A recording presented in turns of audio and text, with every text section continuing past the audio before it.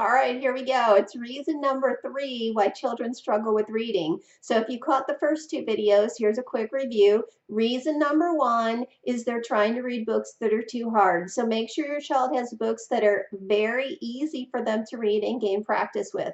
Reason number 2, children are not practicing enough. 10-15 minutes a day is not enough practice for new readers and or struggling readers. So make sure you have a lot of time set aside throughout the day for your child to practice reading in a variety of ways.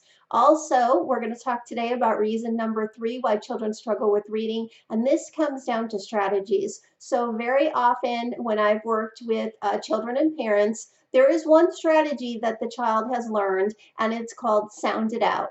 And that works sometimes. It works for very beginning readers when they're learning those simple 3-letter words like cat and ran and sun and hot, when all of the letters actually say the sounds that they're supposed to. But we all know that the English language is very complicated and there are many, many words that do not follow the rules. So we have to help our child learn other strategies. There are a lot of ways that we decode and figure out new words other than sounding it out. You and I don't do that all the time. We read with automaticity, and that comes from lots and lots of practice. It also comes from knowing things like our sight words or high frequency words. We don't sit there and sound out words anymore. In fact, we never could. We couldn't sound out the word could, for example, or the word some, or even the word love, because those don't follow sounded out rules. So we have to teach our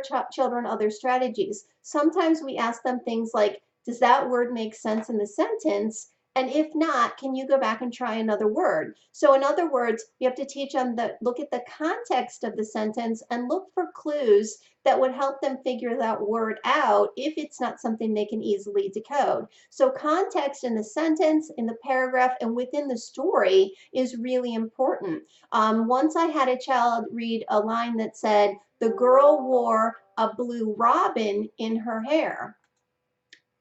Obviously, that couldn't possibly make sense. So I asked him again to read it.